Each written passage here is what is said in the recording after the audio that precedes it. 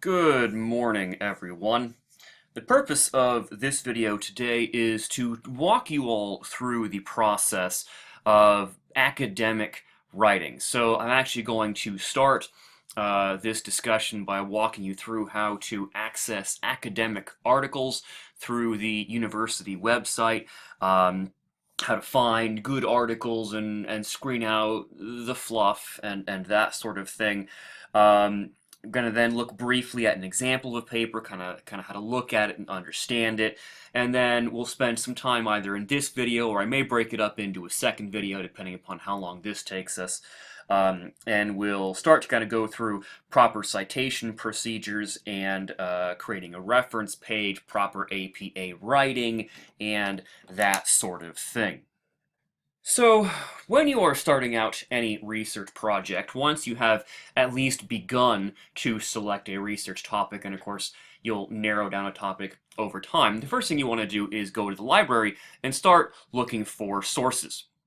So this right here is the Murray State Library homepage. You can get here from the Murray State homepage easily enough, or just search for it.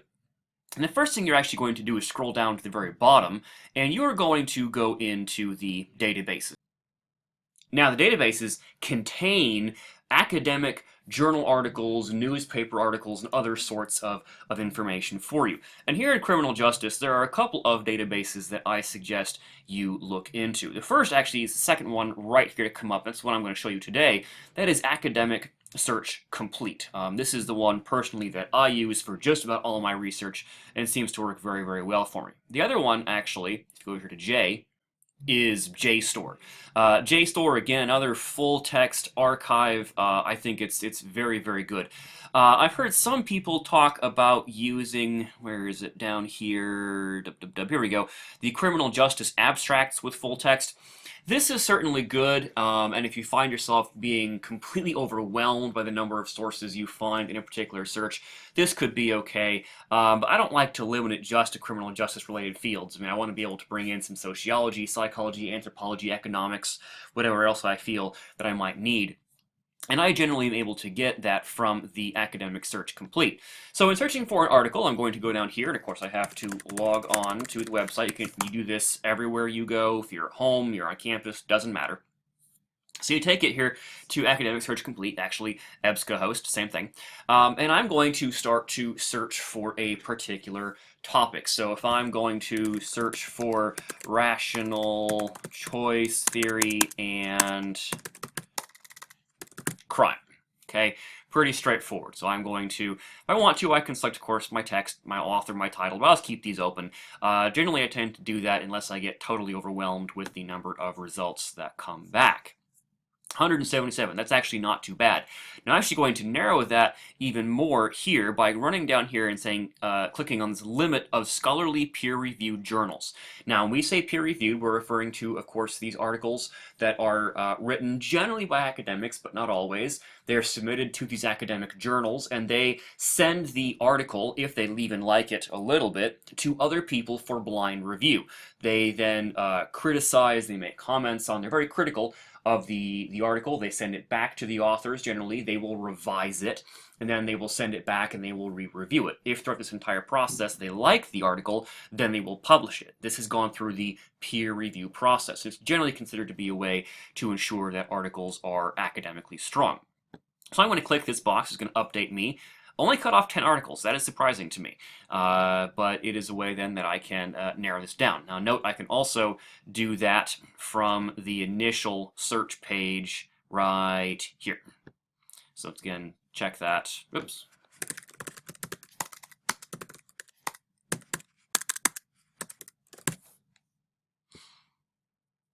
And again, I have my 167 articles. And of course you can play around with things here. You can access more sources per page. I like to do that.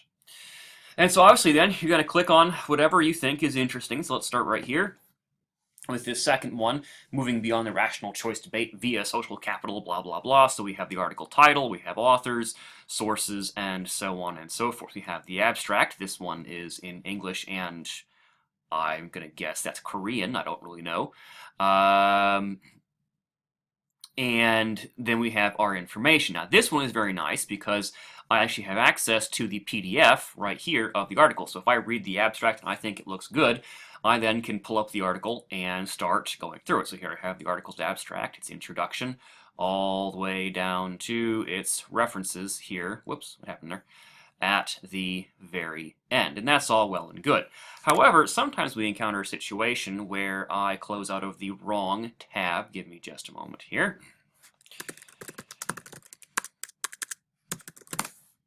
Come on. There we go. Also note you can limit the publication dates down here if you're getting, again, too many articles.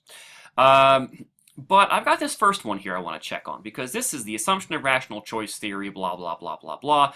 And once again, I have all my information. Now, if I decide that I really like this article, I need to access it. Well, one thing I can do is I can click on this Get It at MSU button, because you'll note that unlike the previous article, if we go back here, there was no linked PDF. It's only this green Get It at MSU button. So if I can't access the PDF directly, sometimes there's a link for a PDF or a link for HTML full text, but if there's none of that, as is the case here, at the very least I can request this document through Interlibrary Loan.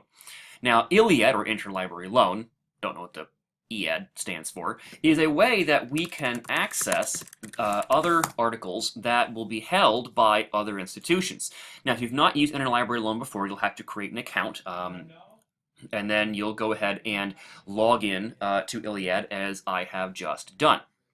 Now, the upside is that oftentimes when you access the Interlibrary Loan system from the website, as I have done here, they will actually already fill in a significant amount of the information, as you can see here. In fact, almost all of the required information, with the exception of the title of the journal, which it usually fills in. I'm not sure why it didn't do that this time.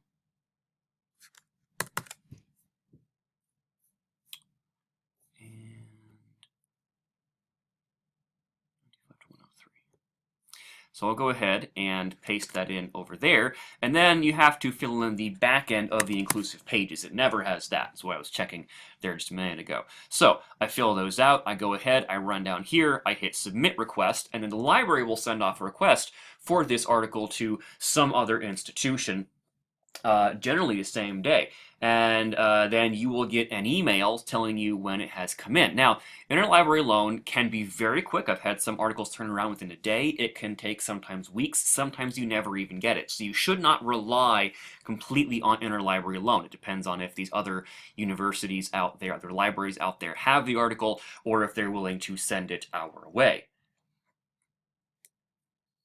So then once an article comes in, you get the email, you can link to that, or you can run back in here, log into Interlibrary Loan, and then click here on electronically received articles. And then if there is something sitting here, it will be right here, and you'll have a link for the PDF somewhere over here. Download it, and you are then good to go. So once you have your article, you're going to want to look at a number of different elements. So we have this article right here, written by an individual that I hear is incredibly intelligent and really just a nice guy all around. But on the article here, of course, you have a great deal of information that you can access. So when you are constructing your reference entry, as I will show you how to do in the next video, you will need all of this information. So here you have the, of course, journal title, you have the title of the article itself, you have the author and some information about the author, and then if you scroll down either two, oftentimes you'll have some information right here on how to cite the article, including the volume number, the issue number, page numbers, DOI, and then, of course, when you get to the actual article itself, you have that same information here. So once again, you have the article title, you have the journal title up here, volume number, issue number, page number, DOI, year it was published, all of these things. So as you're reading over the article, most articles are going to have, as we see here, an introduction section, and then you're going to have a literature review. Sometimes they're openly noted as literature review, sometimes you have to figure it out. Generally, literature reviews are a review of the existing literature that are out there, so you're going to see, as you see here, a great many citations in these sections. You're also going to see a great deal of text as opposed to tables and statistical data and that sort of thing that you will generally see later on in the article. So in this article, literature review continues down quite some distance until you get to, generally you'll see information as you see here on data or research methods. Here we go, study methodology, here it is, or something along those lines. And you will note that you see far fewer citations. There's one right here, but there aren't very many in this particular section, because now we're talking about the actual research that was conducted by this author. So when you're looking to gather information from this article for your own paper, you're actually going to want to gather this information from this section downward. In fact, you're probably going to go to the findings or discussion sections. We'll show you here in just a moment.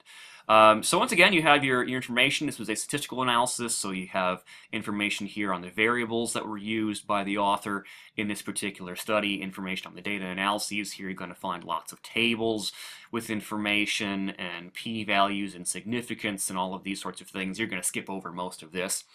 You're then going to get to your results, which are, here we go, data analyses and results. So this is going to be where you have lots of your statistical information. And then down here in the discussion section, the author is going to basically break this down and put it back into relatively plain English. So this is where you're probably going to gather a lot of the information that you're going to use for your research papers, both in this and other classes. So you're going to go through and get some good information from here. And then, of course, you get to the bottom and you have the reference section for the information that this author used in this particular research study. We're going to stop there for this video. In the next video, I'm going to walk you through proper citation, constructing a reference page, and again, if we have time in that video, some basic information on writing APA papers. Otherwise, we'll save that for the following video.